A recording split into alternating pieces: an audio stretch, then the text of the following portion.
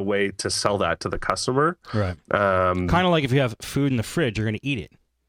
That's right. You're gonna figure out a recipe that takes, red cabbage, right, or purple cabbage, right? You're gonna go, Right. I don't really like that, but boy, I should eat it.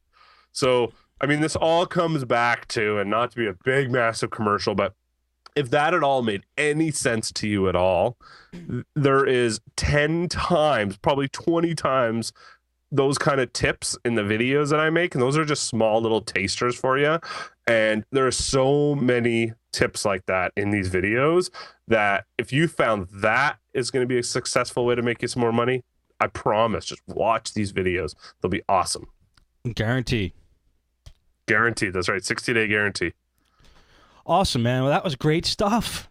It's great stuff. Every time I listen to you talk, I'm like, Chris should have his own podcast, I think to myself. All right. Email time? Mm-hmm. All right. I keep flashing to you as you're taking a drink, so I'll try to be cautious of that. All right. All right. The first one's from... Now, I have a backlog of emails. I'm not sure if we read them on the show or not. I'm just going to go through what I have here. This goes back to January, this one. It's from Dan from ACRBO, the Association for Computer Repair Business Owners. It's acrbo.com. I was just having an email conversation with him, and he said in passing in the email, and I wanted to throw it out to you guys, that ACRBO did a massive upgrade on their site in January. If you guys haven't been to ACRBO, go there, check it out, sign up, and become a member. I mean, there's no reason why you shouldn't if you're a computer repair business owner.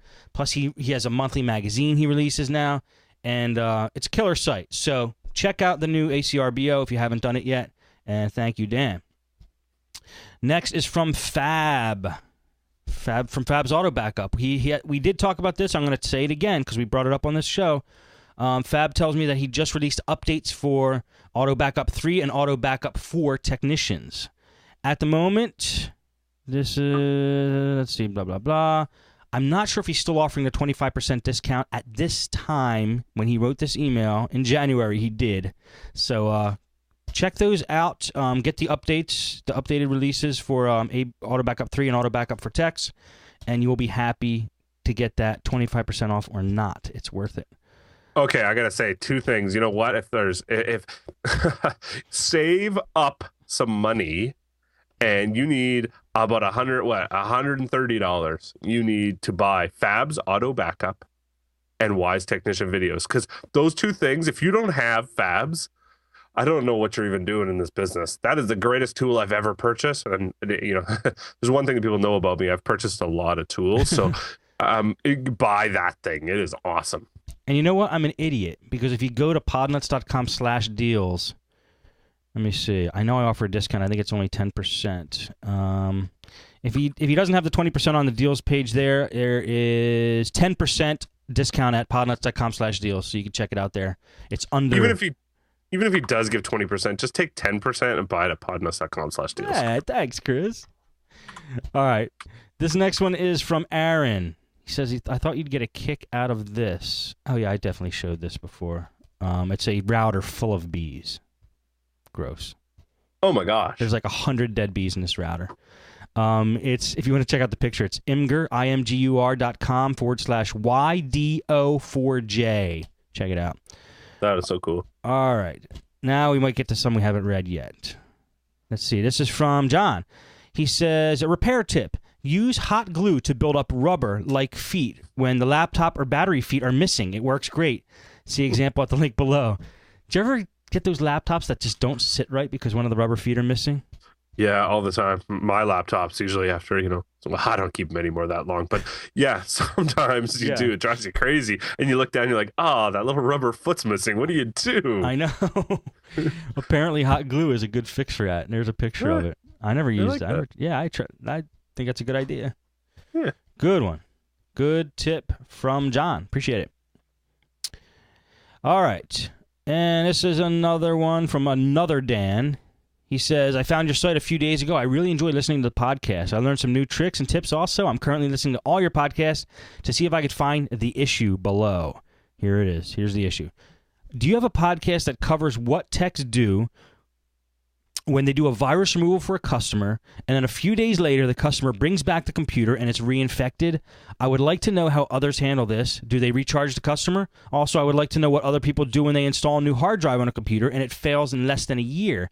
Do they charge the customer for a new hard drive and for labor of reinstalling the OS? These are issues I run into every once in a while and always wanted to know how others react to this.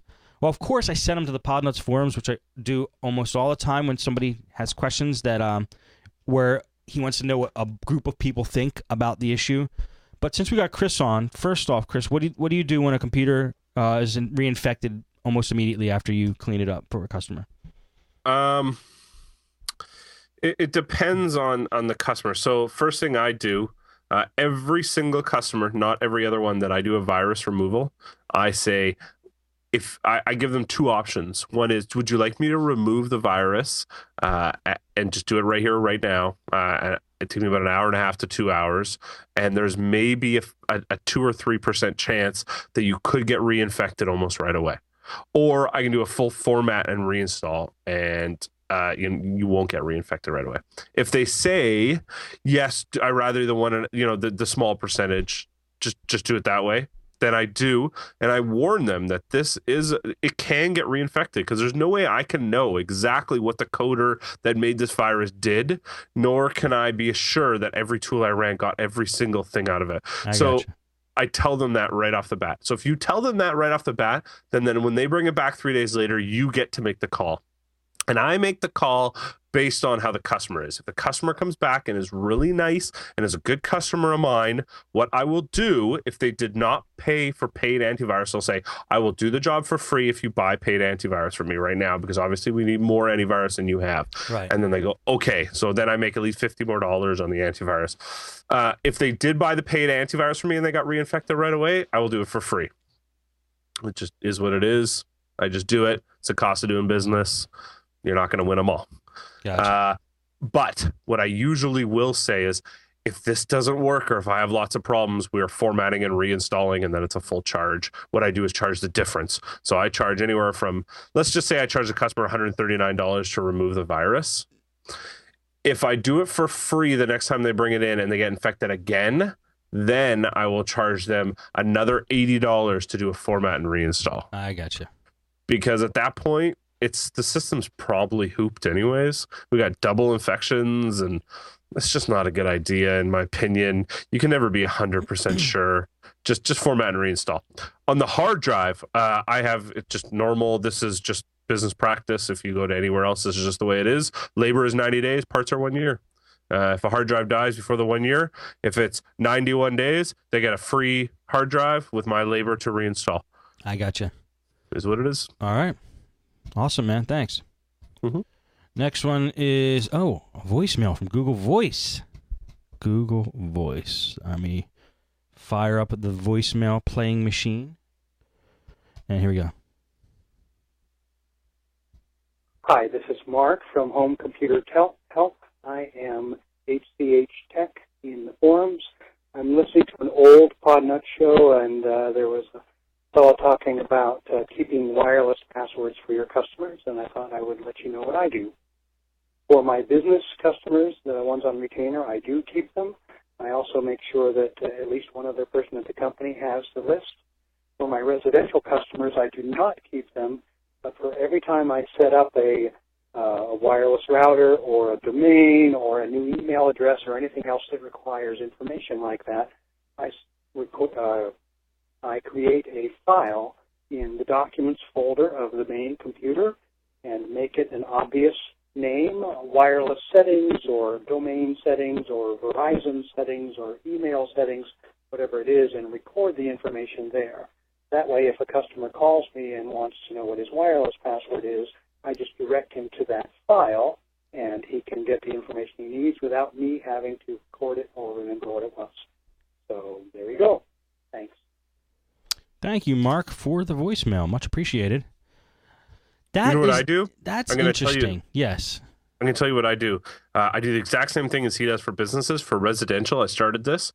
I carry around. I went and bought Avery stickers. You know, like they're like Labels? the mails. Yeah, labels. Yeah, that are for like envelopes that you put on people's addresses on, and I carry those in my bag. And when I create the SSID and the password for the customer, I write it down on the label. I flip the router over. I put the label on the bottom. I flip the router back. Go. It's on the bottom of your router if you ever need it. Nice. Mark, I appreciate the voicemail, but I would probably do something. I didn't even think of doing what Chris does. That's awesome. But I would be hesitant to create a folder on the person's computer that basically would lead any hacker straight to the information that is needed. You know what I mean? Like, it's like putting a file on your computer called passwords or something like that. I would just be more cautious. I don't know. I would just be a little hesitant to do that. It just seems like it could be, if anybody ever did get in their computer, they could get some information that maybe they shouldn't get. I agree. Odds are they're probably not going to, but yeah, I don't know what the right answer, because even my answer is insecure, I guess. Yeah, I mean, but you got to be in the person's house to see it, at least. Yeah, I guess at that point. But the same thing, if they had to be, if there was a text file on the person's computer, a hacker.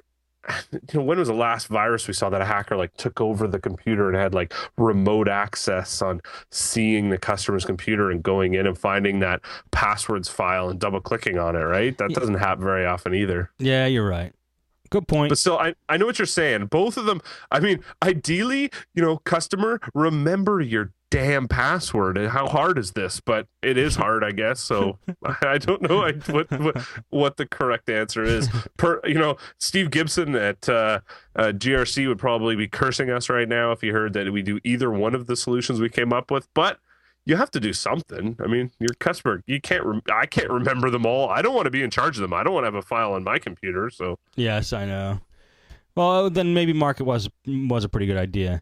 But if we all did what Steve Gibson did, we'd probably still be back on Windows 2000. You know what I mean? Yeah, totally. He's a little too far, Yeah, with 64 key hexadecimal passwords that take 4 hours to put into your Apple TV, and you go, oh man, I missed one of them. That's awesome. Yeah. All right. This is from Luis.